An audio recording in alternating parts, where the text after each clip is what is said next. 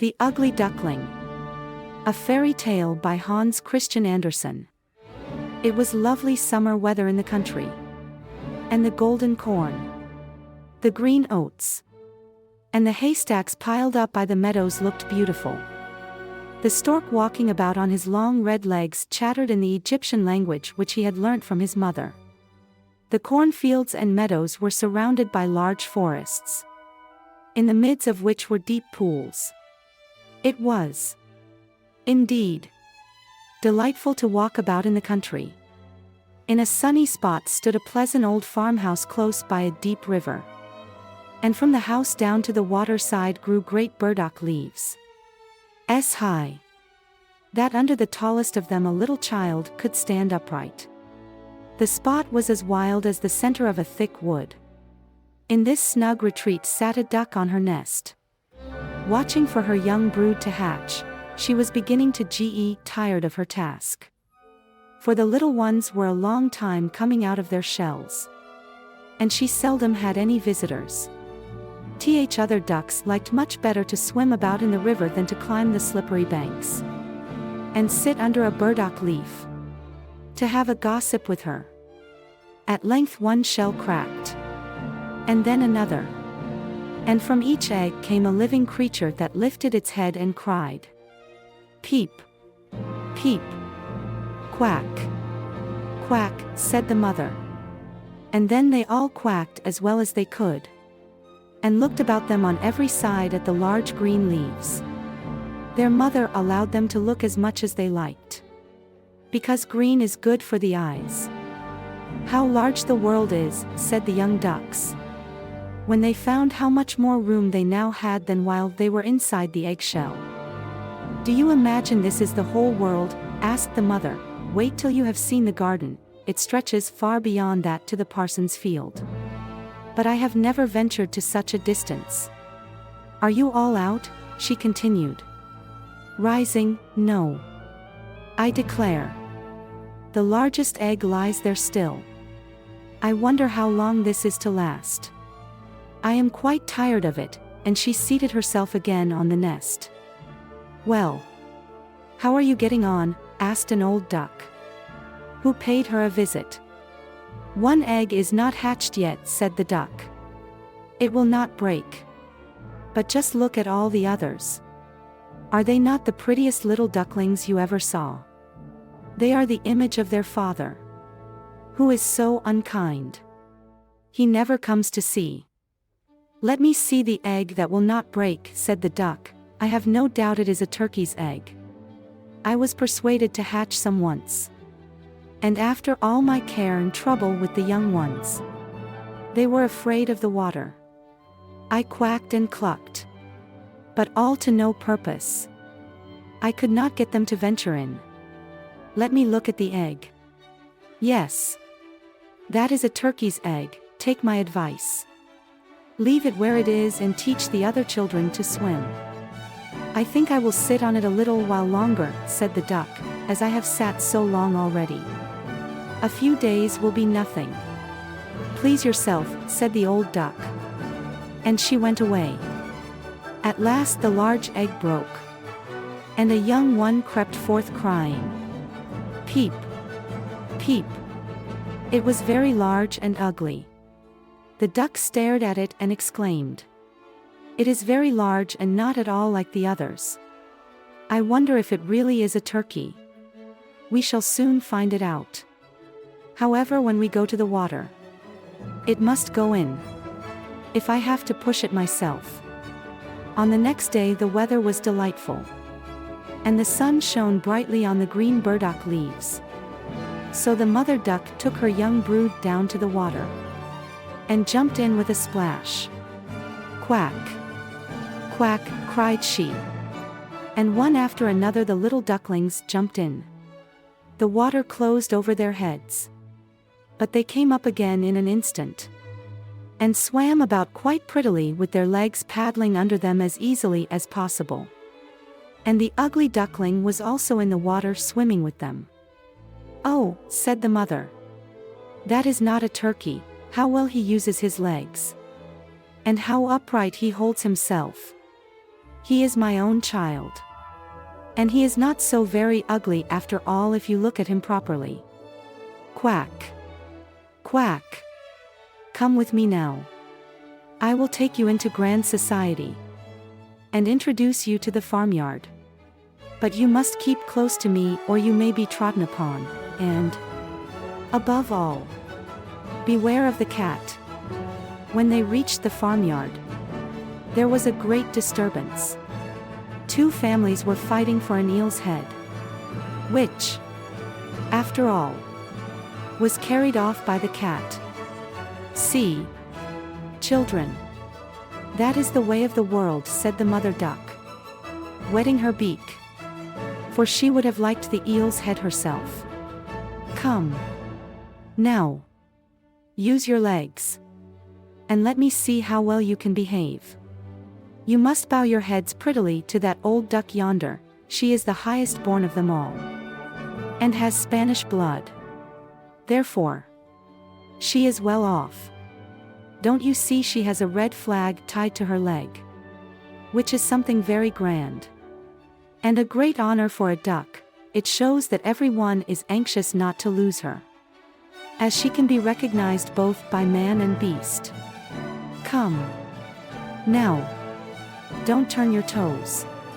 A well-bred duckling spreads his feet wide apart, just like his father and mother. In this way, now bend your neck, and say, quack. The ducklings did as they were bid. But the other duck stared, and said, look, here comes another brood. As if there were not enough of us already. And what a queer-looking object one of them is, we don't want him here, and then one flew out and bit him in the neck.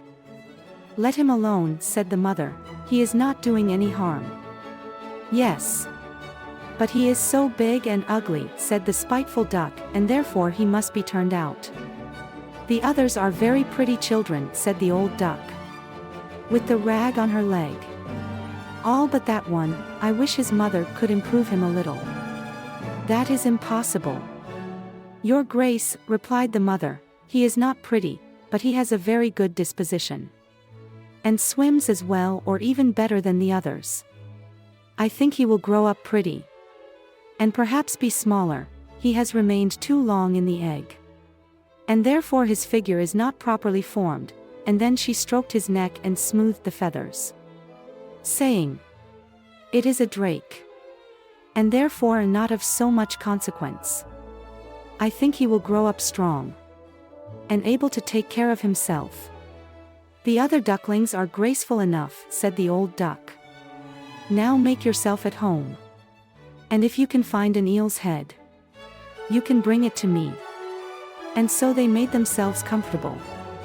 But the poor duckling, who had crept out of his shell last of all, and looked so ugly, was bitten and pushed and made fun of, not only by the ducks, but by all the poultry.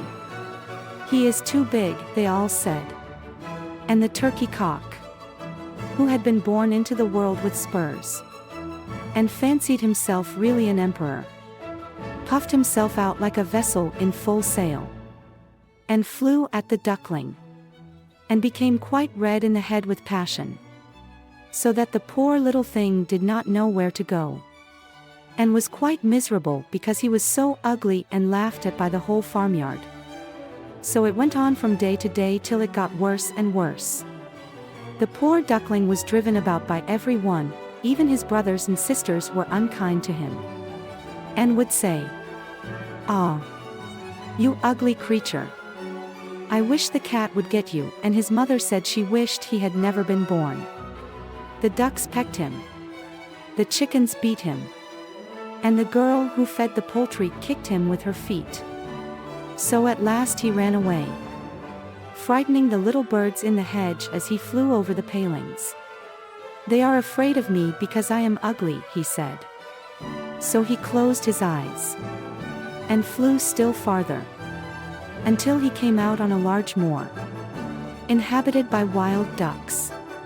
Here he remained the whole night, feeling very tired and sorrowful. In the morning, When the wild ducks rose in the air, they stared at their new comrade.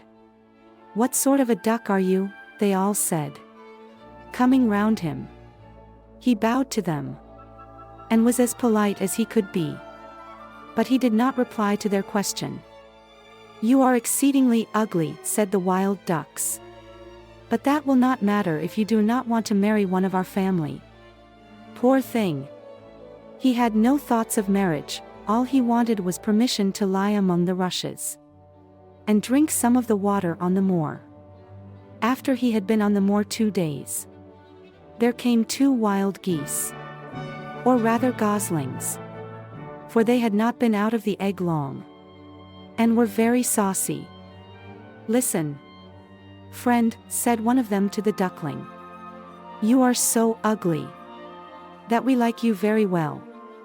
Will you go with us and become a bird of passage? Not far from here is another moor, in which there are some pretty wild geese, all unmarried. It is a chance for you to get a wife, you may be lucky. Ugly as you are." Pop pop sounded in the air, and the 2 wild geese fell dead among the rushes, and the water was tinged with blood. Pop pop echoed far and wide in the distance, and whole flocks of wild geese rose up from the rushes. The sound continued from every direction, for the sportsmen surrounded the moor, and some were even seated on branches of trees, overlooking the rushes. The blue smoke from the guns rose like clouds over the dark trees, and as it floated away across the water, a number of sporting dogs bounded in among the rushes, which bent beneath them wherever they went. How they terrified the poor duckling! He turned away his head to hide it under his wing, and at the same moment a large terrible dog passed quite near him. His jaws were open, his tongue hung from his mouth, and his eyes glared fearfully. He thrust his nose close to the duckling, showing his sharp teeth, and then, splash!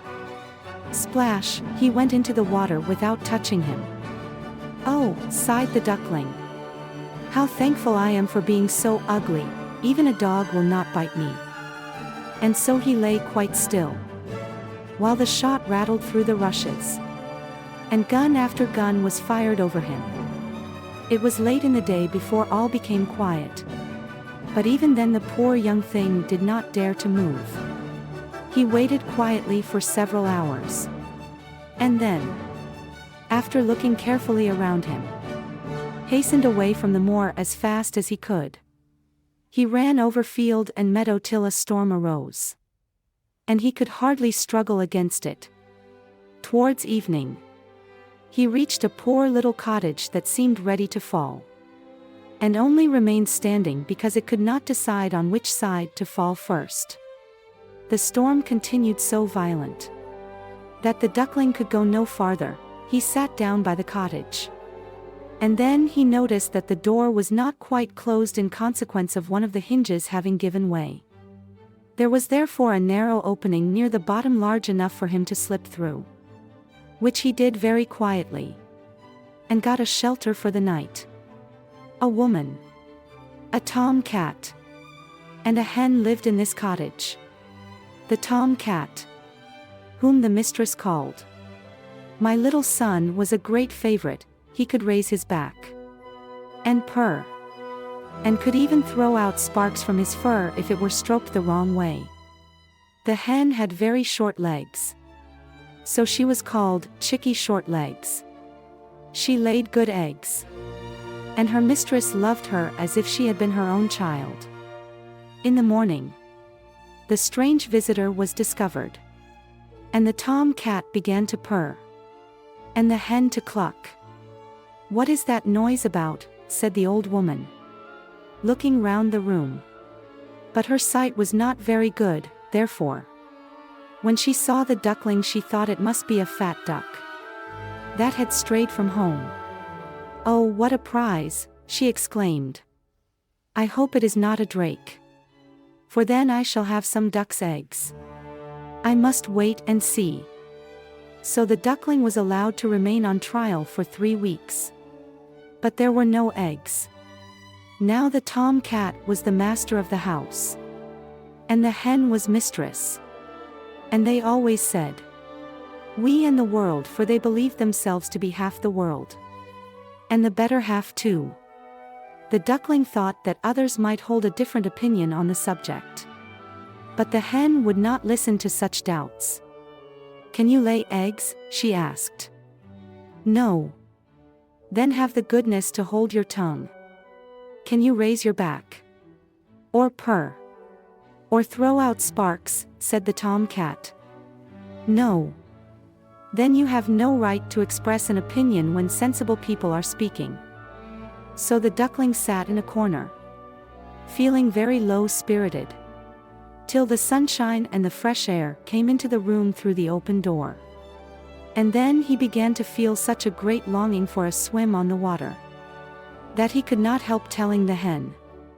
"What an absurd idea," said the hen. "You have nothing else to do. Therefore you have foolish fancies. If you could purr or lay eggs, they would pass away. But it is so delightful to swim about on the water," said the duckling. "And so refreshing to feel it close over your head, while you dive down to the bottom. Delightful." "Indeed," said the hen. "Why, you must be crazy. Ask the cat. He is the cleverest animal I know. Ask him how he would like to swim about on the water, or to dive under it. For I will not speak of my own opinion. Ask our mistress, the old woman. There is no one in the world more clever than she is. Do you think she would like to swim, or to let the water close over her head?" "You don't understand me," said the duckling. "We don't understand you. Who can understand you? I wonder. Do you consider yourself more clever than the cat? Or the old woman? I will say nothing of myself. Don't imagine such nonsense, child. And thank your good fortune that you have been received here. Are you not in a warm room, and in society from which you may learn something? But you are a chatterer, and your company is not very agreeable. Believe me, I speak only for your own good. I may tell you unpleasant truths, but that is a proof of my friendship. I advise you, therefore, to lay eggs, and learn to purr as quickly as possible." "I believe I must go out into the world again," said the duckling. "Yes. Do," said the hen. So the duckling left the cottage, and soon found water on which it could swim and dive, but was avoided by all other animals, because of its ugly appearance. Autumn came, and the leaves in the forest turned to orange and gold. Then, as winter approached, the wind caught them as they fell and whirled them in the cold air. The clouds, heavy with hail and snowflakes, hung low in the sky, and the raven stood on the ferns crying, "Croak, croak." It made one shiver with cold to look at him. All this was very sad for the poor little duckling. One evening, just as the sun set amid radiant clouds, there came a large flock of beautiful birds out of the bushes. The duckling had never seen any like them before. They were swans, and they curved their graceful necks, while their soft plumage shone with dazzling whiteness. They uttered a singular cry, as they spread their glorious wings and flew away from those cold regions to warmer countries across the sea. As they mounted higher and higher in the air, the ugly little duckling felt quite a strange sensation as he watched them.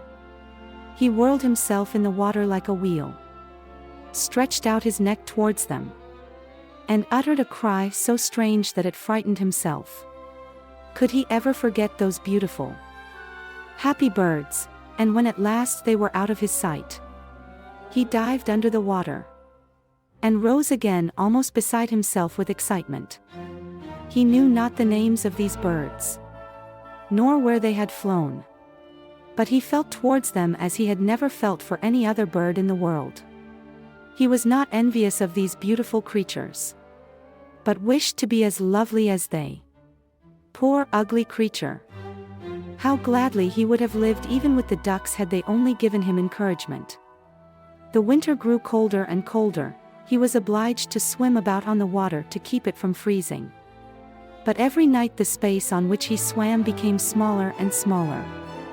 At length it froze so hard that the ice in the water crackled as he moved. And the duckling had to paddle with his legs as well as he could, to keep the space from closing up. He became exhausted at last, and lay still and helpless, frozen fast in the ice. Early in the morning, a peasant, who was passing by, saw what had happened. He broke the ice in pieces with his wooden shoe, and carried the duckling home to his wife. The warmth revived the poor little creature. But when the children wanted to play with him, the duckling thought they would do him some harm, so he started up in terror, fluttered into the milk pan, and splashed the milk about the room. Then the woman clapped her hands, which frightened him still more. He flew first into the butter cask, then into the meal tub, and out again. What a condition he was in! The woman screamed, and struck at him with the tongs. The children laughed and screamed, and tumbled over each other, in their efforts to catch him, but luckily he escaped. The door stood open. The poor creature could just manage to slip out among the bushes, and lie down quite exhausted in the newly fallen snow. It would be very sad, were I to relate all the misery and privations which the poor little duckling endured during the hard winter, but when it had passed, he found himself lying one morning in a moor, amongst the rushes. He felt the warm sun shining, and heard the lark singing, and saw that all around was beautiful spring. Then the young bird felt that his wings were strong, as he flapped them against his sides, and rose high into the air. They bore him onwards, until he found himself in a large garden. Before he well knew how it had happened, the apple trees were in full blossom, and the fragrant elders bent their long green branches down to the stream which wound round a smooth lawn. Everything looked beautiful, in the freshness of early spring. From a thicket close by came 3 beautiful white swans, rustling their feathers, and swimming lightly over the smooth water. The duckling remembered the lovely birds, and felt more strangely unhappy than ever. "I will fly to those royal birds," he exclaimed, "and they will kill me, because I am so ugly, and dare to approach them, but it does not matter, better be killed by them than pecked by the ducks, beaten by the hens, pushed about by the maiden who feeds the poultry, or starved with hunger in the winter." Then he flew to the water, and swam towards the beautiful swans. The moment they espied the stranger, they rushed to meet him with outstretched wings. "Kill me," said the poor bird, and he bent his head down to the surface of the water, and awaited death. But what did he see in the clear stream below? His own image, no longer a dark, gray bird, ugly and disagreeable to look at, but a graceful and beautiful swan. To be born in a duck's nest, in a farmyard, is of no consequence to a bird, if it is hatched from a swan's egg. He now felt glad at having suffered sorrow and trouble, because it enabled him to enjoy so much better all the pleasure and happiness around him, for the great swans swam round the newcomer, and stroked his neck with their beaks, as a welcome. Into the garden presently came some little children, and threw bread and cake into the water. "See," cried the youngest, "there is a new one," and the rest were delighted, and ran to their father and mother, dancing and clapping their hands, and shouting joyously, "There is another swan come, a new one has arrived." Then they threw more bread and cake into the water, and said, "The new one is the most beautiful of all, he is so young and pretty." And the old swans bowed their heads before him. Then he felt quite ashamed, and hid his head under his wing, for he did not know what to do. He was so happy, and yet not at all proud. He had been persecuted and despised for his ugliness, and now he heard them say he was the most beautiful of all the birds.